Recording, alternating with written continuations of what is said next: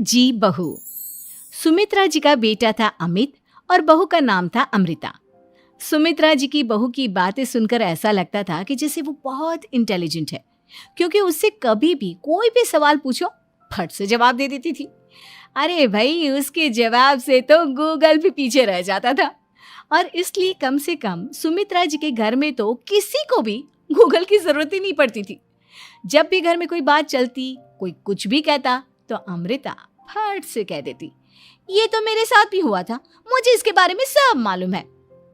एक दिन सुमित्रा जी अमित और अपनी बहू अमृता के साथ अमित के बुआ जी, फूफा जी यानी कि मुकेश और उर्मिला जी के यहाँ पर मिलने के लिए गए। अरे बहुत अच्छा किया अमित बेटा, इतने दिनों के बाद आए हो तुम। हाँ सुमित्रा भाभी, कभी तो आ जाया करिए अपने बच्चों को लेकर। आपकी बहू के आने से तो हमारे घर में भी रौनक आ गई है।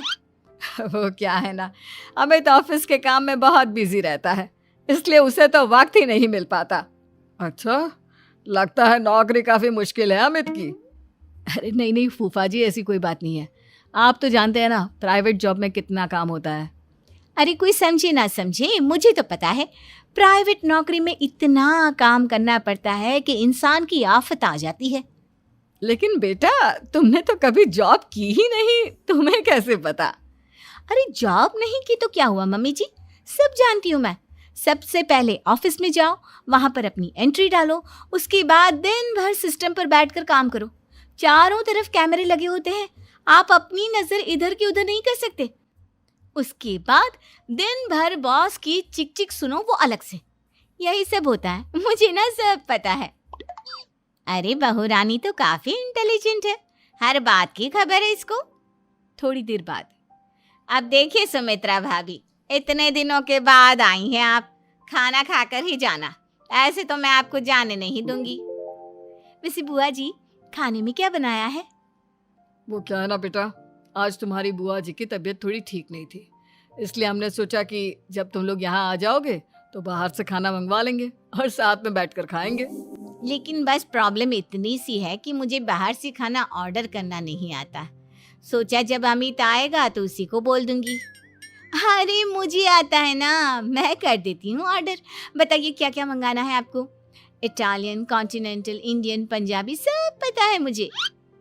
क्या बात है बहू, क्या घर में भी खाना रोज बाहर से ऑर्डर करती हो?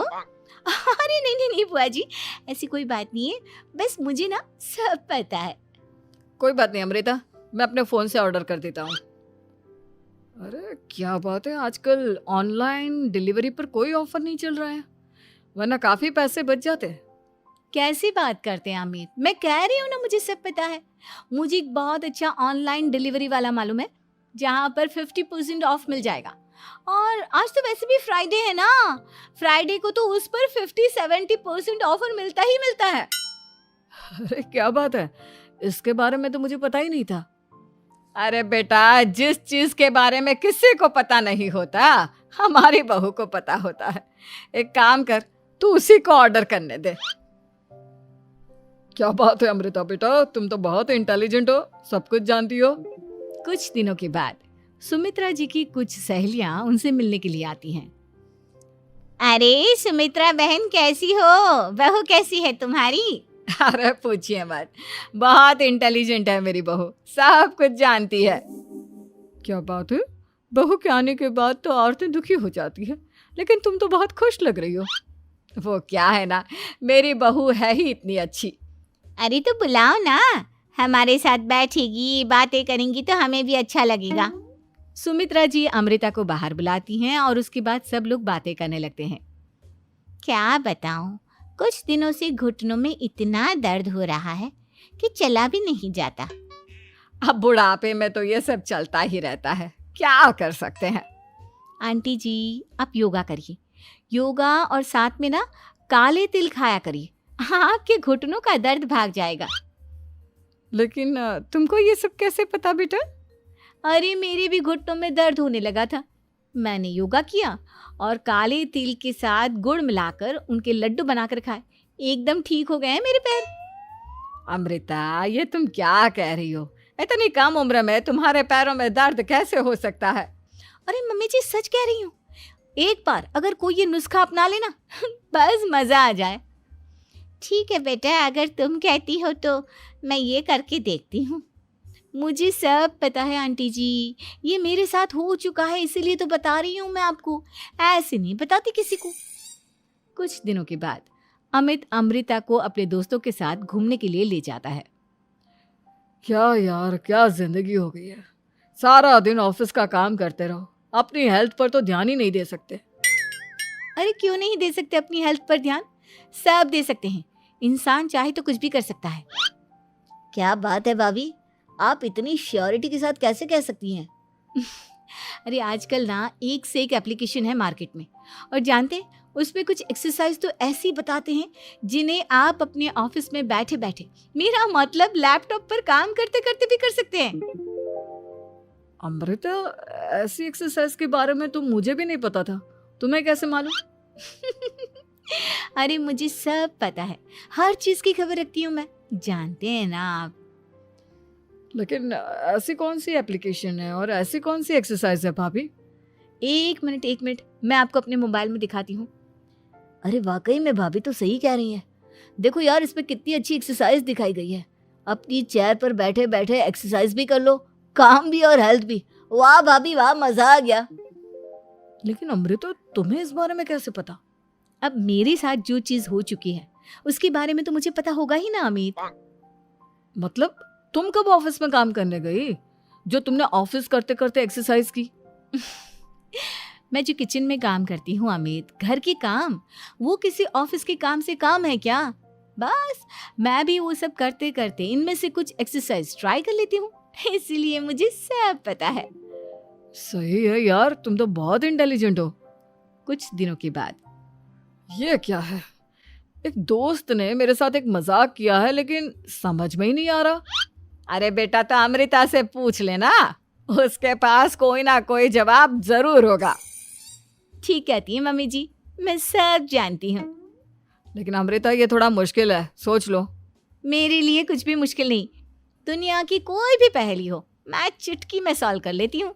अच्छा ठीक है, देखो मेरे दोस्त ने मुझे एक खाली पेपर दिया है और कहा है कि इस पर उसने मेरे लिए कुछ मैसेज लिखा है। अब एक बात बताओ यार, खाली पेपर पर, आई मीन जिस पर कुछ भी नहीं लिखा हुआ, उसे मैं कैसे पढ़कर बताऊं? अरे बस इतनी सी बात, इसे तो मैं चुटकियों में सॉल्व कर दूंगी अमित। लेकिन कैसे बहू, इस पेपर पर तो वाकई में कुछ नहीं लिखा हुआ, एकदम खाली पेपर है, कैसे, क्या पढ़ोगी तुम?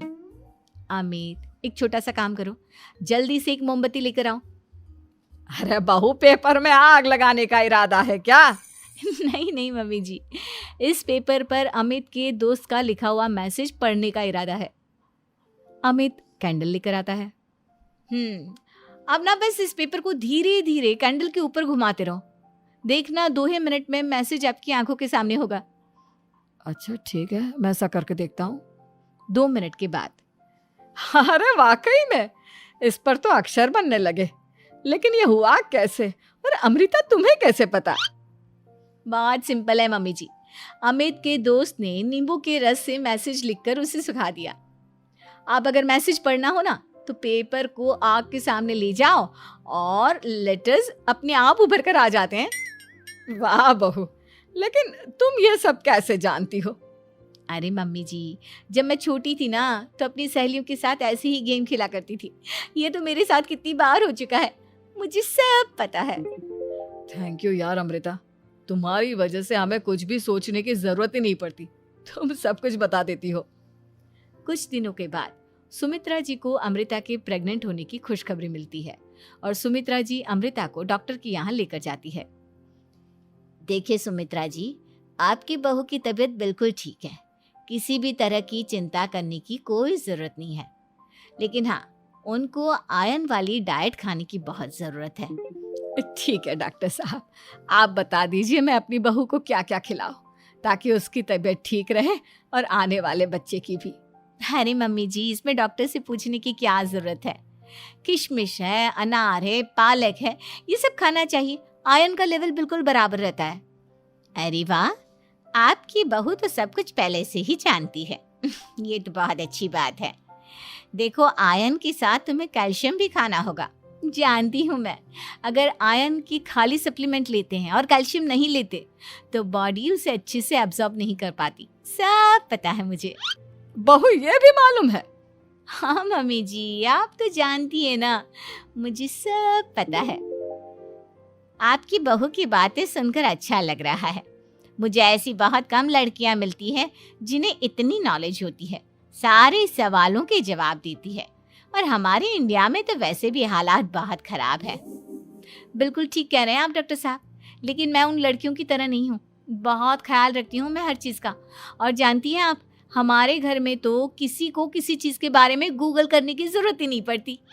बिल्कुल ठीक कह रही है अमृता। अरे कुछ भी पूछ लो, इसे सब पता होता है। अरे वाह, तुम तो बड़ी कमाल की लड़की हो। चलो, ये तो बहुत अच्छी बात है, लेकिन फिर भी डॉक्टर की सलाह पर पूरा ध्यान देना चाहिए। वैसे क्या चाहिए तुम्हें, बेटा या बेटी?